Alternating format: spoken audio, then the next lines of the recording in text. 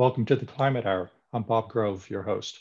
Tonight, we're going to discuss sustainable fashion, the environmental impact of what we wear, how we as individuals can make clothing choices that not only help save the planet, but save us money and help improve our health. We're joined tonight by Judy Ancel with the Cross Border Network, Rianon Wallace-Demby with the KU Aquatic Ecology Lab, Eileen Bobowski, Executive Director of the Sewing Lab, and Elisabeth Ingraham, founder designer of Loon. Hello, everyone. Hello. I want to remind our listeners that the climate crisis is a series of cause and effects. Greenhouse gases in our atmosphere absorb heat from the sun and cause an increase in the average of the Earth's surface temperature. This global warming causes long-term climate changes to the planet's weather patterns. And this climate change causes weather disasters, hurricanes, floods, droughts. We've just experienced record cold temperatures caused by this disruption of weather patterns, allowing Arctic air to reach all the way down to Texas. These weather disasters cost us billions of dollars in lives and property damage. And the way we fight them is by stopping their root cause. That's reducing the amount of greenhouse gases in our atmosphere. The EPA reports that industry is the third largest producer of greenhouse gas emissions. Energy production is the #1 producer of greenhouse gases, food production #2, and industry comes in third with 21% of all global greenhouse gas emissions. What surprises me is that of the thousands of different industries around the world, one single industry is responsible for a full 39% of all global industrial greenhouse gas emissions, and that's the fashion industry, the clothes on our backs. That's shocking to me when I think about it. Of all the complex industries in the world, something as simple as the clothes we wear is responsible for 39% of all industrial greenhouse gas emissions.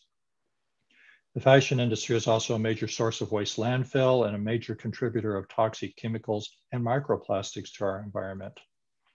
So the reason fashion has such a huge impact on climate and the environment is due to a marketing concept called fast fashion. Fast fashion is an approach to clothing that emphasizes moving from catwalk to factory to retail store in as little as 2 weeks.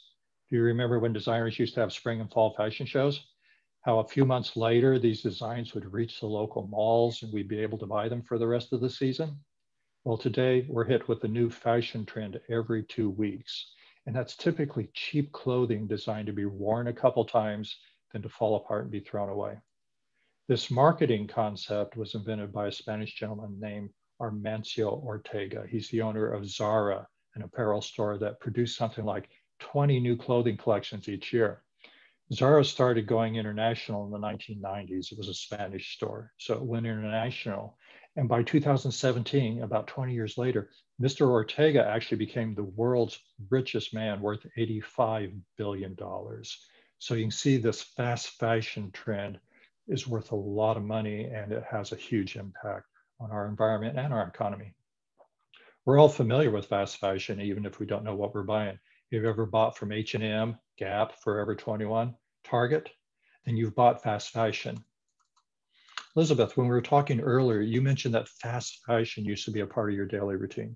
Can you tell us more about that? Sure. Yeah. Thank you, Bob. And thank you for having me. So I actually spent about 5 years in New York City. I was working in corporate partnerships and nonprofit fundraising for a big national nonprofit. And our offices were actually on Fifth Avenue, right next to the Empire State Building. And I lived uptown and downtown, and I couldn't make it, to or from work without hitting up the same big box stores. And so I think it's really easy to get caught up in that fast fashion cycle when you're constantly being bombarded with, images and marketing and the whole sale concept. So, I think for me personally, it is easy to get caught up because it's just so readily available. So I think consumer choice, plays a really important role in combating fast fashion. And I think we, vote with our dollars. And so after about 5 years in New York City, I would take the bus and I would walk, to and from work every day. And I just thought, you know, I love New York, I love Manhattan, but you know, it just kind of lost its luster after a while. So I relocated back to Kansas City, where I noticed that, you know, because you have to intentionally get in your car and drive to make a purchase, that once I moved out of, you know, a centrally located, you know, shopping, you know, area, that, you know, I was a little bit more mindful in the choices that I was making. So it's just interesting to understand the choice we make, but also the availability of fast fashion. Well, thank you. Rianon, you're on the KU campus in Lawrence. The students there, I mean, are they aware of fast fashion? Is it a big part of student life?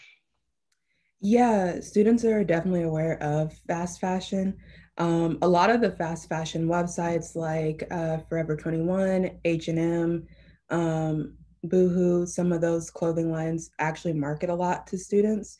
So like if you have a valid student email, you can get like discounts, like more discounted off if they're like already running like a sale or something like that. But so a lot of it is marketed towards us, and it is just like what was said before, is so readily available. Um, but a lot of people are aware of the, you know, the impacts of fast fashion, and there have been a lot more conversations recently, like within the past couple of years and things, of like fast fashion, the impacts of fast fashion, like on the environment and on human labor and everything like that. Especially on, I want to say, like social media sites like Twitter and things like that. Within like the past year or so, at least, you know, students, young adults have been having a conversation with about, it was sparked by, I want to say, an influencer and one of their brands, and like the ethics behind it, and like not paying their workers, and like how can we do better, and not stop consuming, or be more ethical in our consumption. Well, thank you.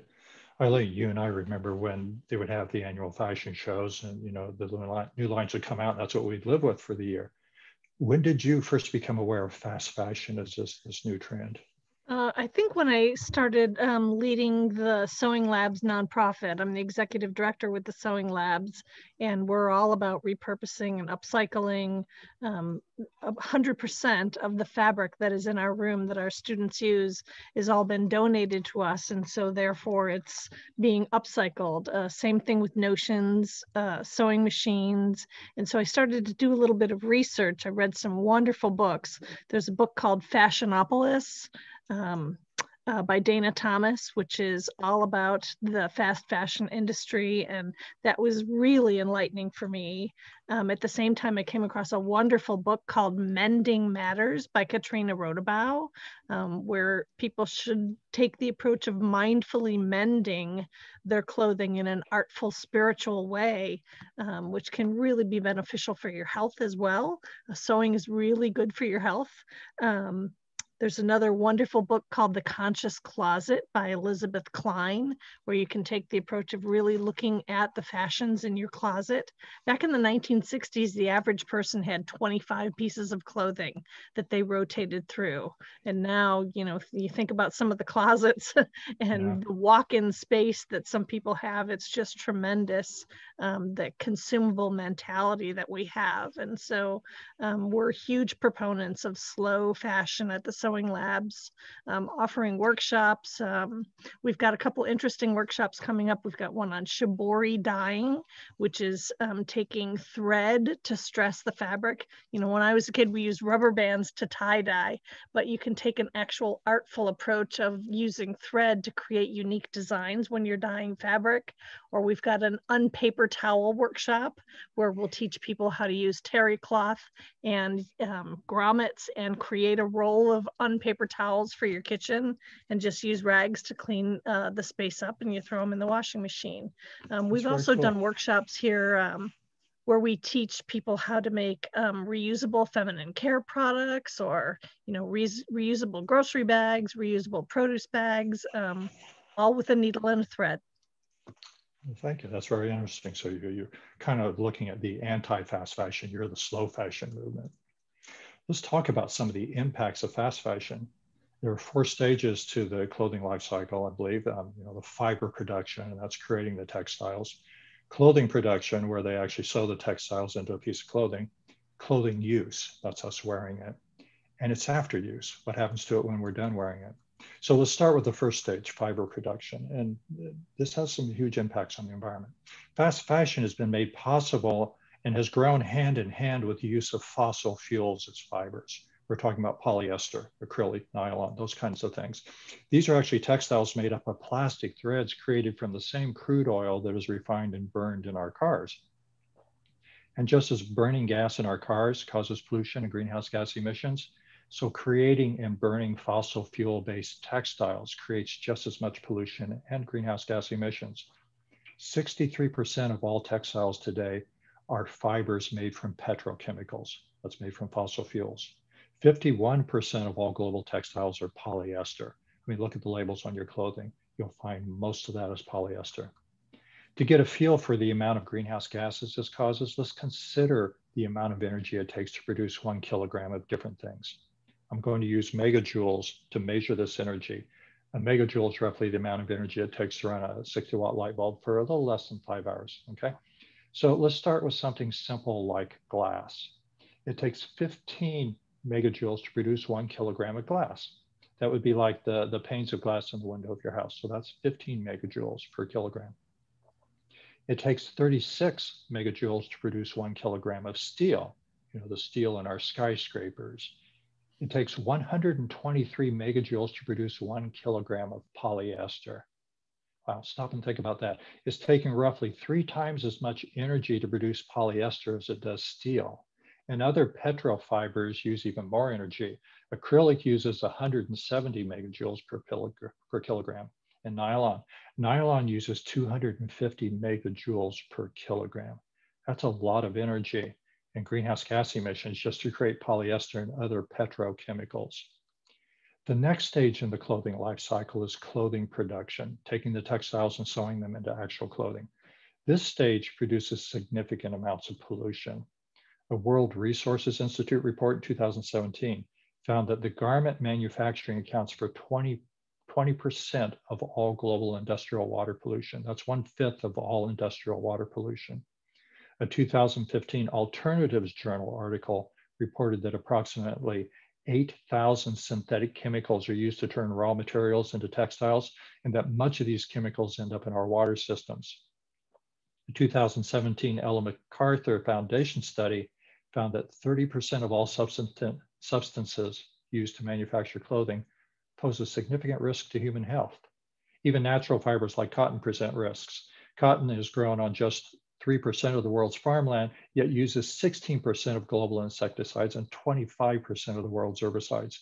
That's putting a disproportionate amount of toxic chemicals into the environment when there are more sustainable options available. Fast fashion also impacts the lives of garment workers around the world and is often cited for safety, health, and human rights violations. Judy, I know you've got experience with Mexican sweatshops that produce garments for US fast fashion. Tell us what you learned about these workers and what their working conditions are like.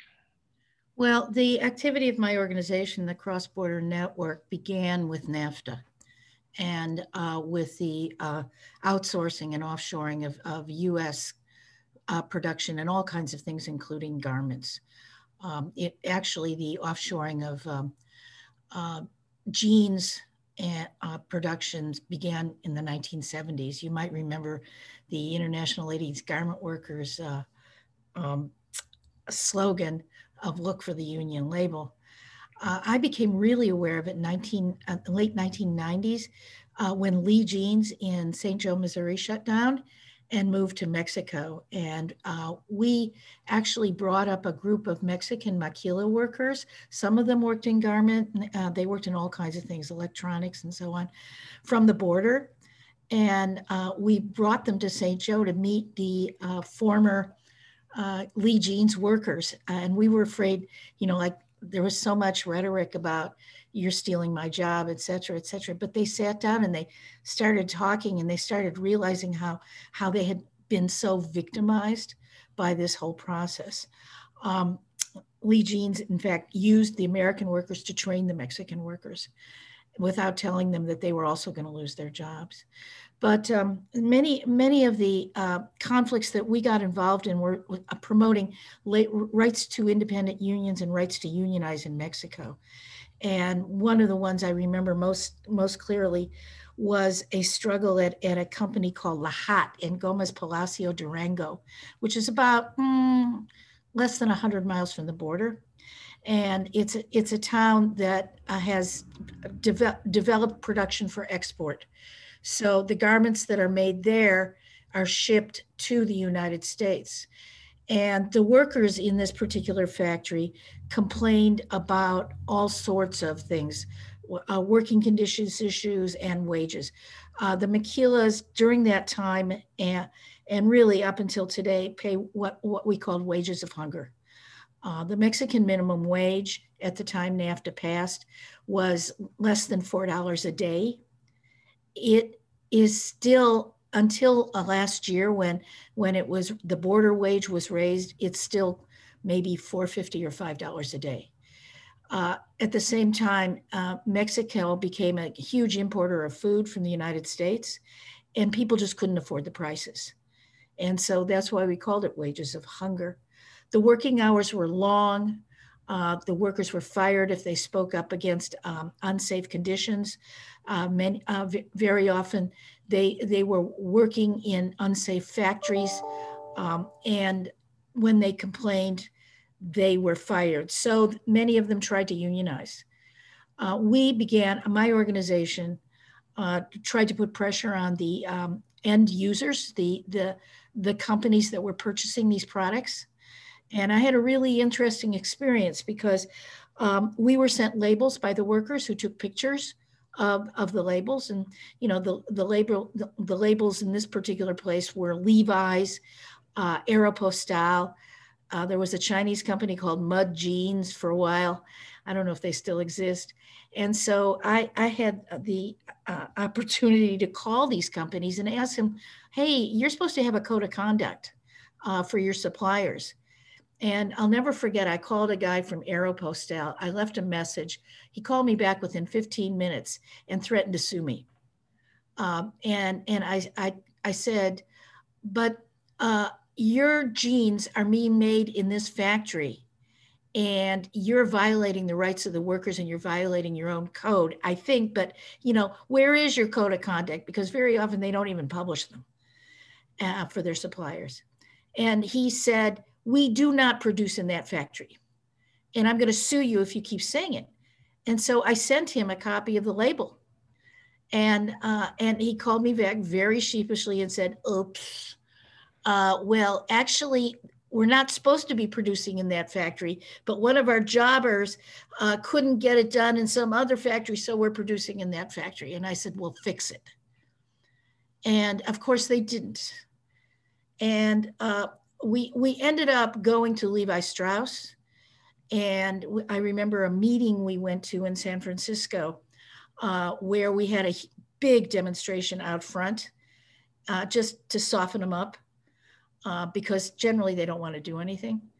And then we went in and we had partner organizations that had worked on, kind of worked on the gap and gotten results from the gap. And we were threatening to do the same thing to Levi Strauss with consumer boycotts and, you know, bad publicity and so on and so forth. And they eventually did do some things to help the workers get their rights, to pressure the Mexican government, the state government in Mexico, to get the workers a union election. But then you have the corrupt Mexican unions coming in with all their thugs. And I mean, it's such an uphill battle. You wouldn't believe it, to get justice for these workers. Those workers still don't have decent working conditions. So that was that's a ubiquitous thing. I mean, when we talk about worker conditions like that, and we've all heard about the Bangladesh conditions, you know, the thousands of people that are dying, the fires. Is that an outlier, or do you see similar types of things in Mexico and in the United States? What are worker conditions like here in the United States? Well, first off, wages today in Mexico are cheaper than China. Yeah. wages in China have been going up because it's a policy of the Chinese government. Wages in Mexico have until just recently been rock bottom. And AMLO, the president of Mexico, recently has pushed to raise the minimum wage on the border. And they have a labor law reform because of NAFTA 2.0 that was just negotiated, which will theoretically help workers raise their own wages. And what was your second question? Sweatshops. Do we have sweatshops in the U.S.? Have they all been moved offshore? Yeah, we thought we got rid of the sweatshops in the U.S. with unionization back in the 1930s and 40s. But yeah, there are sweatshops. There has been a lot of exposure of sweatshops in the Los Angeles area. Most of these sweatshops operate with undocumented workers. They're, basically undercover. The workers are scared. They're afraid to organize because they'll be reported to ICE for deportation. So yeah, there are sweatshops. The extent of them is really hard to know. There's human trafficking going on in the United States. And there have been a number of recent scandals over the last 10 years or so involving human trafficking. It's really tragic. I mean, we think of fast fashion and environmental things. I mean, we need to keep in mind the human element of that. What's happening to the workers. Yeah, and the workers suffer from the health and safety violations, but then they also suffer from the pollution. Those toxic chemicals. Yeah, we were just talking about that. Yeah, we've seen that a good deal in Bangladesh, where the outflow of poisons and toxics from these factories is polluting the water that the workers have to use to wash and to drink and so on and so forth. I hear that the high rates of cancer and such, that you may have a career of 3 years and then you're too sick to work anymore. Mm. Well, most of these sweatshops want young workers and they fire them after they reach the age of 30, 35.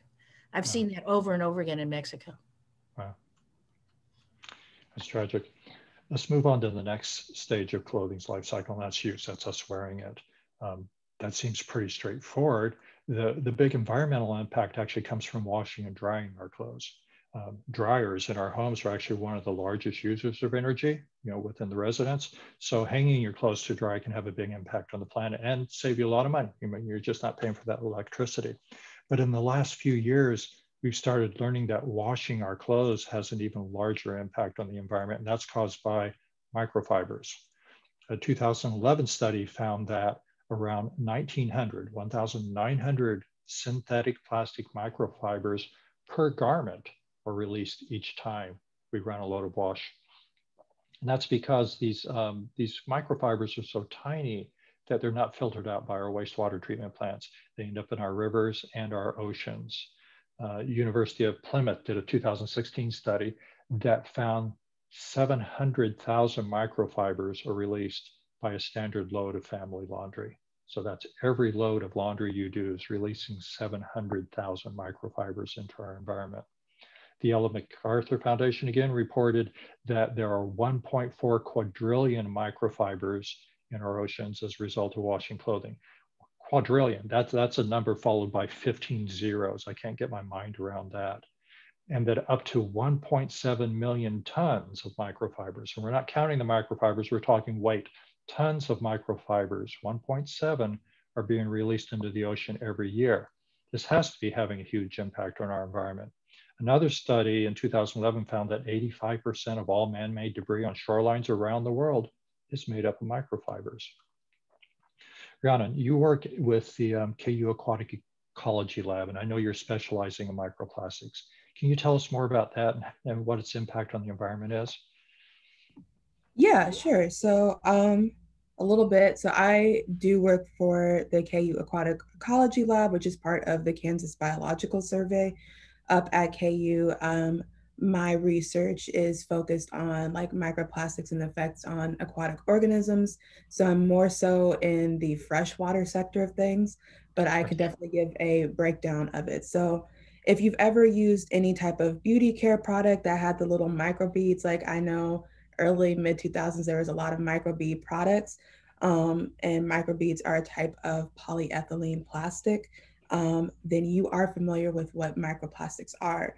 So for example, we categorize microplastics as something that is less than 5 millimeters in size. For reference, a pea is about 10 millimeters in size. So we're working with something that is smaller than the size of the pea. Microplastics as a whole, it's a pretty new field, like really taking off in the early 2000s. So there's a lot that we just don't know yet. A lot of microplastic research has been focused on the marine sector. And while that is extremely important to know what's happening with our oceans, we don't have that much research on freshwater, and freshwater is equally important to understanding. And also goes for, we don't know that much on human health yet. We can speculate, but we like really don't know. There are about two main sources of microplastics. So when you're looking at these studies, reading these studies, any figures, anything you hear about microplastics, there's two main forms. There's primary and then there's secondary microplastics. And so primary microplastics are like raw materials, right? So like resin pellets, things used for plastic products, or additives for personal care, like the microbeads that I was talking about. And then you have your secondary microplastics that are from the degradation of like larger plastics. So from like a water bottle, from your clothing. So when you were talking about the microfibers that are getting into our water systems from like washing our clothes and things, those are secondary microplastics. I also have a lot of statistics and stuff too about things to kind of talk about the impact that it's had.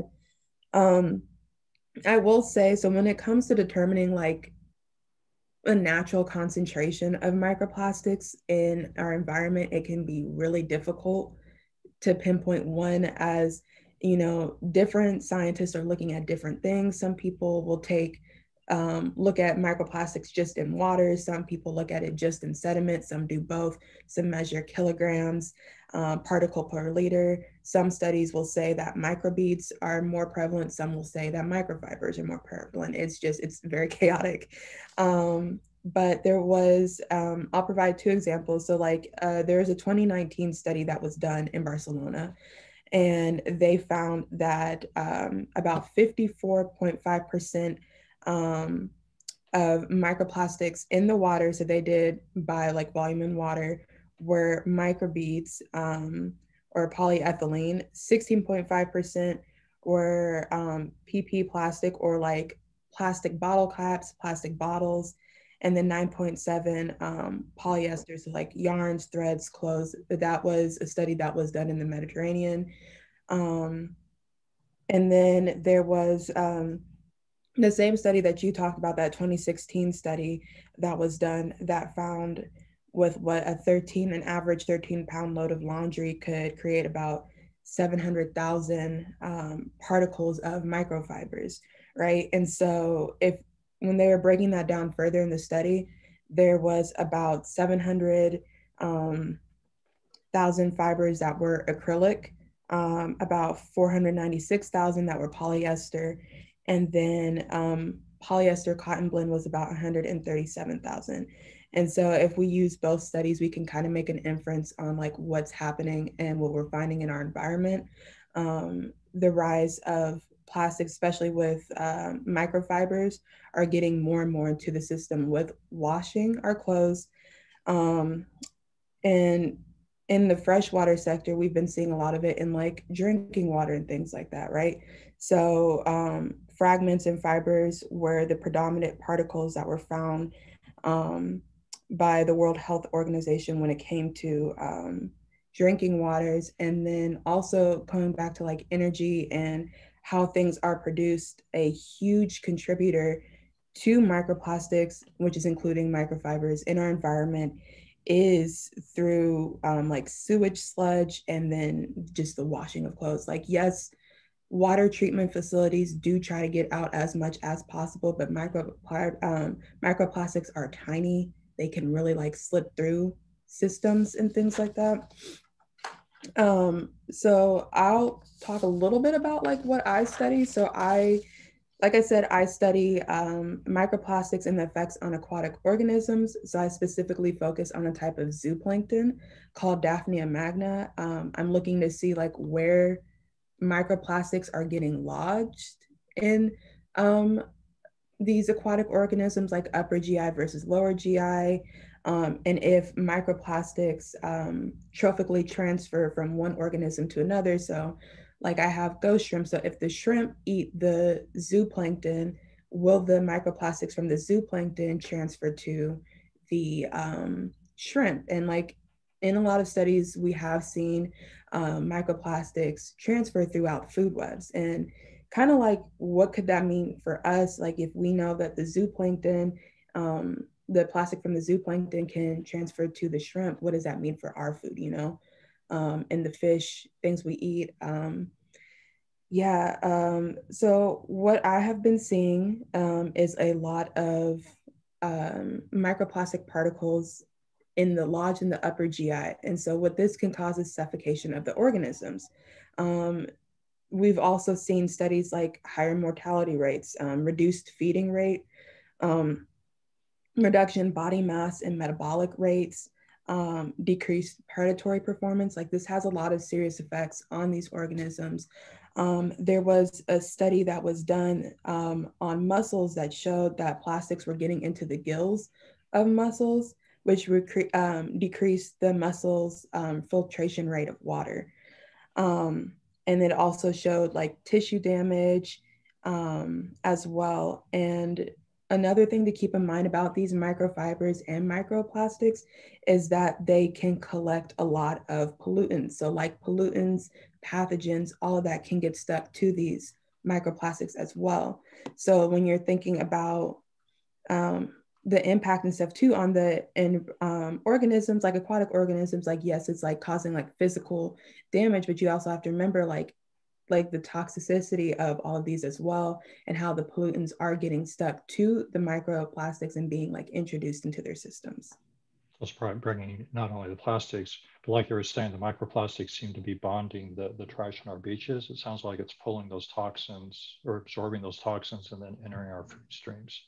Yeah. So it does seem like that there's going to be health impacts in your freshwater shrimp and such, but also when we talk about those quadrillions of microfibers in the oceans, that has to be working its way up the food chain. It absolutely is. Like we have, again, like since it's still a very new field, we don't really know human impact, but we can speculate. So if you're thinking like, if we're looking at how it's impacting the aquatic organisms and kind of apply that to ourselves, we've been seeing there was a 2020 study that was done that showed that there was microplastic rain. And then a recent study out of January 2021 about microplastics being found in human placenta. And if we keep that in mind about how pollutants are being like attached to microplastics, we can kind of like get an idea of like how that could affect us. Like we could see an increased global risk of human and animal diseases because of the spreading of pathogens that are getting stuck to these microplastics. Again, like we don't know, we're finding it in our drinking water, we're finding it in our food, especially if you eat a lot of seafood, because again, microplastics are very heavy, that quadrillion number, which is very hard for me to think about too. But there's just massive amounts that are in our like water systems, and it's getting into our food sources. And it's even in things like table salt, sea salt, like it's getting into every single thing. And so, I mean, hopefully as, time goes on, we understand and start to study more like human health impacts. But as of recently, we're just now seeing like it in our, really studying it in like our food and like seeing it in rain and in human placentas of all things. So, yeah, thank you. That's tragic, but also fascinating. I think that's something that's going to have a big impact on us in the future. Mm-hmm. Let's move on to the final stage of clothing's life cycle, and that's its after use. What happens to it when we don't want to wear it anymore? And, it gets thrown away. We're talking fast fashion. We're talking high volumes of clothing that's just used and discarded. A 2016 McKinsey study reported that 60% of all clothing ends up in incinerators or landfills within a year of being made. Greenpeace is reporting that the United Kingdom throws away 350,000 tons of clothing each year. The Australian Bureau of Statistics reports that Australians throw away 500,000 tons of clothing each year. That's a lot. The EPA, and let's talk about Americans. The EPA reports that Americans throw away 14 million tons of clothing each year. This is a big American problem. We're throwing away 28 times as much clothing annually as the Aussies and 40 times as much as the Brits. And this is all ending up in our landfills. The Ellen MacArthur Foundation, again, they've got a report that we burn or landfill one garbage truck of clothing. That's a garbage truck full of clothing every second. We throw away enough clothes to fill 1.5 Empire State Buildings every day. And that's enough to fill the entire Sydney, Australia harbor each year. So we're throwing away massive amounts of clothing. The EPA reports that in 1960, so we're going back about 50 years, in 1960, the US manufactured 1.76 million tons of clothing. And in 2017, we manufactured 16.89 million tons of clothing. The US population had not even doubled during that period, so less than doubled, yet our clothing consumption increased almost 10 times. And donating your clothing is not a solution. I mean, a lot of us like to think, well, I'm buying all this clothing, but if I donate it, I'm doing good things. 98% of all donated clothing still ends up in the landfills.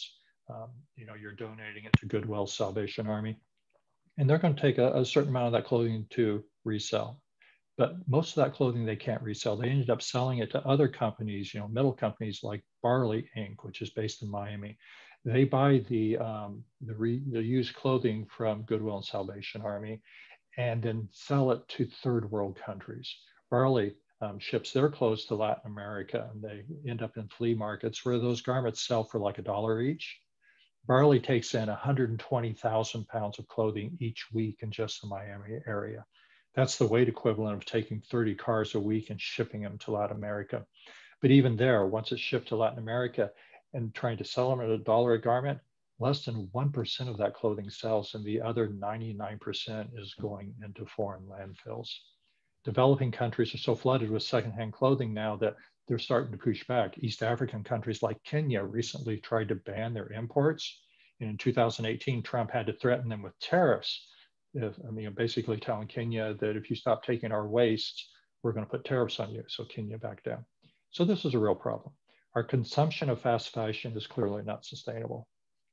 We've talked about the climate impact of petrofibers like polyester, the impacts of over 8,000 synthetic chemicals entering our water system, the impacts of quadrillions, that huge number, quadrillions of microfibers in our ocean. And we've discussed the millions of tons of fast fashion that ends up in our landfills every year. Most of it is fossil fuel derived plastics like polyester that will take hundreds of years to decay. So this is an ongoing problem. So let's shift now. Let's look at the solutions. What are the solutions? We're hearing about concepts like slow fashion that emphasizes a personal relationship with clothing, one where trends and seasons don't matter and you can escape the stress of constant consumption by focusing on just styles that appeal to you. Or ethical fashion. That's fashion that is concerned with human rights, safe working conditions, fair wages, no child labor, and of course, sustainable fashions. Sustainable fashion concerned about environmental impacts, choosing fibers and materials that are organic, recycled, or repurposed, limiting harmful chemicals into dyes, reducing energy and water consumption, eliminating waste. Remember earlier when we were talking about the megajoules used to produce, what was 123 megajoules used to produce 1 kilogram of polyester. Another fabric that's becoming popular is hemp. It only takes 10 megajoules of energy to produce a kilogram of hemp. So compare that 10 megajoules to produce a piece of hemp fiber compared to polyester that takes 123.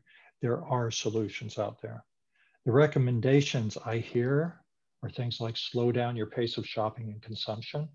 Be conscious and mindful. We heard people talking about that. Be timeless, not trendy. Think long-term as opposed to short-term. Focus on quality instead of quantity. Consider the product's whole life cycle and think sustainable. Don't view products as disposable. Eileen, I think your organization addresses a lot of these sustainable concepts, repurposing, repairing, becoming a maker instead of a consumer. Tell us more about the Sewing Lab. Yeah, so we are an inclusive and welcoming community that teaches sewing towards employment, entrepreneurship and enrichment. You know, earlier we were talking about the sweatshops. We're partnered with a lot of companies around greater Kansas City that are actively seeking trained stitchers, and we work hard to vet those companies. We make visits to those companies to ensure that they aren't sweatshops, but people can earn a living wage through sewing. And so in our environment here within the sewing labs, we've got a lot of sustainable initiatives that we like to encourage people to donate their fabric and encourage people to donate their notions and machines, and then focus on workshops and coming across wonderful people like Elisabeth and what she's doing with sustainable fashion. That's really important. Everything I wear is from a thrift shop. I shop thrift as much as I can. When I was doing some research, I came across some interesting statistics that 16% of people said they would rather throw away a piece of clothing because they didn't know how to sew a button on. The art of sewing is really becoming critical to our world. If you can't learn how to, like, sewing a button on is like the most simplest thing you could do. And people say, I'd rather pitch clothing than sew a button on. We need to slow down, that's for sure. And we're huge proponents of that here within the sewing labs.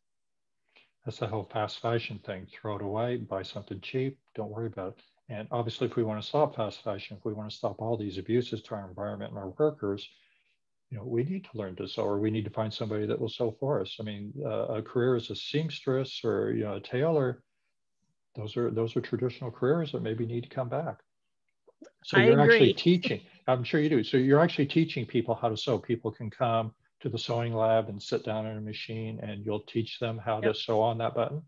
Absolutely. We start with the basics and go through everything that you need. You could sew garments, you could sew bags to cover your food instead of using plastic wrap or aluminum foil. I mean, you name it. We've got both the domestic program, teaching on machines like I would have grown up on or have in home, but we also teach on industrial equipment, much like people would find when they go to one of the companies in Kansas City that's seeking trained stitchers. We also offer something called Open Sew. So if you know how to sew a straight line and don't need a lot of help in sewing, our room is open on Fridays between noon and 3, or I'm sorry, maybe it's 10 and 3. And people can come and sew. That does require making a reservation, but there's no charge for Open Sew. And then we also offer a lot of different workshops for people to take if they don't want to necessarily go through a few weeks of training through a basic or advanced sewing class. They could just take workshops. We're also partnering with the Singer Sewing Machine Company to start creating online videos now, which is really exciting. They were thrilled to learn about our approaches on sustainability and mindful mending and sewing your garments. I came across a woman recently who was sewing masks for us, and she learned to sew from a cousin of hers who made a new outfit every night before school the next day when she was growing up as a teenager. Can you imagine how trendy that person would be today? Yeah, pretty amazing. I can't imagine doing that much sewing myself, but I guess if you love it. What about the machinery? I mean, it used to be, I know when I was growing up, everybody knew how to sewing machine in the house. We don't have that anymore. Short of buying a machine, I mean, is there some place to go and, I don't know, rent a machine? Or, I mean, how do we access equipment if we don't want to buy it? Absolutely. You can come to Open Sew. You can rent industrial machines here at the sewing labs. We also offer something twice a year called Fabric Grab in the spring and the fall. And any excess machines that we have, we will sell as a fundraiser for our nonprofit. We also will sell fabric and notions at that event as well. Well, thank you. I think part of the problem is just re-imaging our fashion habits. We're so used to picking up the cheap stuff and throwing away, and we know it's wrong, but how do we break those habits? It seems that young people are a big part of the solution. You know, they're the ones that are following these new trends. A Cone study found that 94% of Gen Zers believe that companies should help address social and environmental issues. And since 2017, the purchase of secondhand apparel within that demographic is up 46%. So millennials are buying more secondhand apparel, 37% more, and Gen Zers are actually buying 46% more secondhand apparels. Elisabeth, I think Loon is kind of reimaging fashion in a lot of ways, and you're kind of on that front edge of what new fashion is going to look like. Can you tell us about your work? Sure, yeah. So I actually started Loon, sustainable design studio, with some free time I had during the COVID pandemic. And I've always been creative, and I've always sewn, learned the tradition from, my grandmothers. And so, with some extra time, I just, picked up a sewing machine, and, I, again, saw what everyone was doing on, social media and Instagram, and kind of relearned how to sew, and relearned this skill that I hadn't done for years. And part of it was, for me, I wanted to make myself sustainable clothing, kind of shift away from the fast fashion, be a little bit more conscientious. I kind of started listening to podcasts on low waste, zero waste. And I think what you wear and what you choose is really a part of that as well. And so what I've started doing is just reimagining vintage and antique textiles. So there is a trend that comes around every so often. And so if you've seen some of the bigger, news publications, like the New York Times did an article on the rise of quilt coats and quilt jackets. And so I just thought it was so cool. It's so fun to have something so unique, and to take something that somebody has spent literally probably hundreds of hours creating and reimagine it. So you take it off of the shelf or out of the closet and, give it new life. Part of what I also am looking to do is really reduce, my personal, footprint. And so I like to, go to Scraps KC. They're phenomenal. They're downtown. I'm terrible with directions, so I'm not going to give you the location, but they are, fabulous. They have all kinds of, just all kinds of art supplies, anything you could ever imagine you didn't know you needed, Scraps has. And so you can get fabric there. So I've used them as a tremendous resource just for, just walking around and picking things up. You end up spending so much less than going to a big box, hobby store. I was so excited to meet Eileen at the Sewing Labs. I think that even in, the 4 months that I've been doing and running Loon, there's a startup cost. Like you said, we don't always have a sewing machine, or if you do, you might not know how to work it. And so having community organizations that really provide the infrastructure, the support, and the capacity to embrace slow fashion, to embrace mindful mending. So somebody that can't afford to go buy a brand new sewing machine, or somebody that doesn't want to, can just go to the Sewing Labs. So I think that the community aspect is really important as well. When you look at the Kansas City community, thrifting and repurposing is significant. There's so many amazing stores that really curate reused and vintage goods. So there is a really great alternative to fast fashion in Kansas City. Stores like Do Good Company, Do Good Co. Down in the Crossroads, they have a variety of different vintage vendors that they feature. There's another store called the Deer Collective, which I actually popped up at this past weekend. And so they bring together all kinds of women and female-owned entrepreneurs, artists, and vintage collectors, and they basically run the store. There's also Peach's Vintage Collective. And what really got me going was the Strawberry Swing. My dear friend Katie Mabry, who's also involved in the Sewing Labs, started out as a maker, and she evolved into providing this community for all kinds of makers. And so as you start to get involved in the maker community and in, repurposing and the arts community within Kansas City, you realize, how significant and how far along that we are as a community within the kind of conscious consumption movement. Conscious consumption in Kansas City. And you spent some time in New York. Do you see the coast? I mean, are they also moving in these directions? Are we catching up with them? Or are we kind of on the front of this trend? So it's interesting. I would say, there's definitely some bigger brands, bigger sustainable brands based on the coast. So I know in LA and New York, there's brands like Everlane and, brands that are really focused on short run, quality, timeless.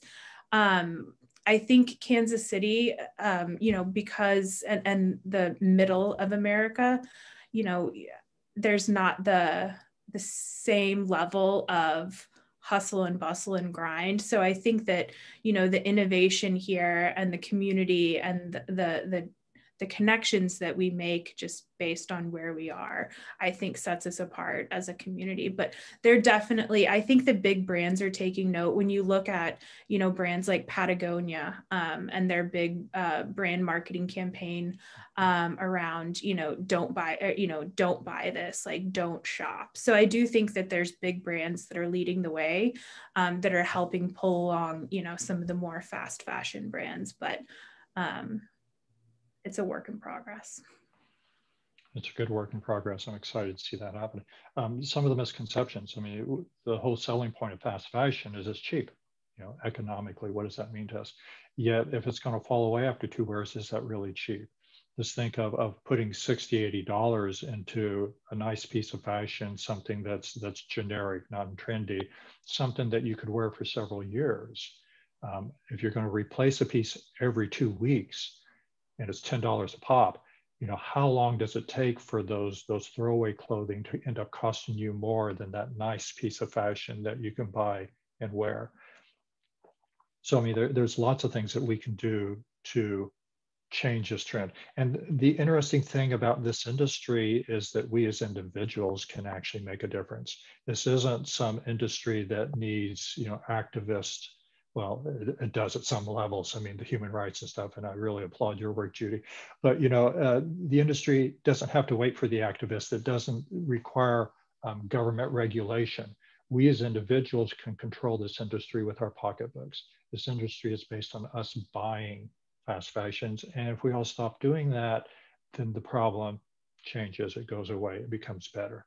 So there are things that we should think about doing. We should shop less frequently and shop our closet. Look at what we've got.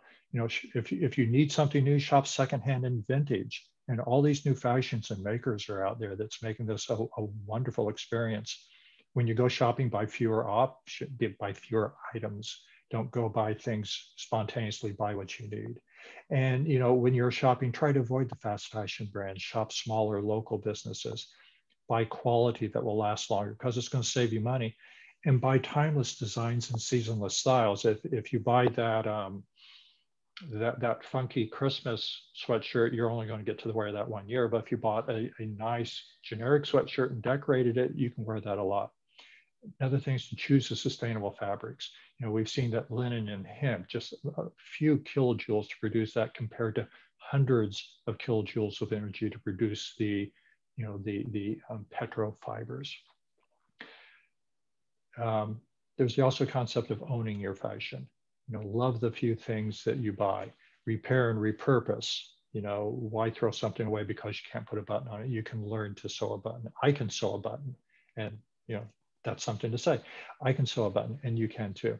Launder less and hang dry your clothing. It will last longer. Don't think disposable. Think about owning your clothes, owning clothes that you love.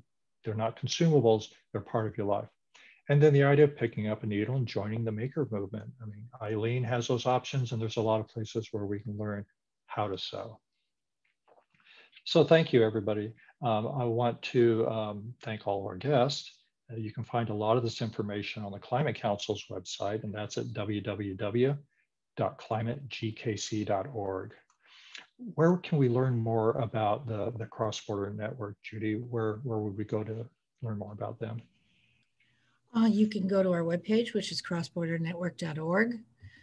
We also have a Facebook page, which we post news, particularly Latin America on our Facebook page.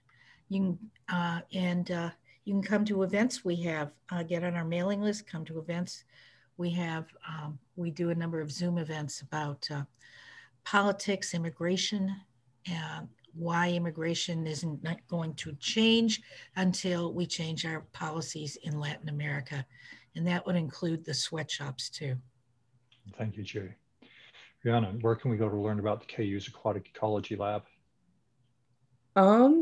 Yeah, so you can like email us, or I know we have a website, but a lot of us, it's pretty easy to contact us for our emails. So for me, I'll give mine. Sorry, my dog is in the background.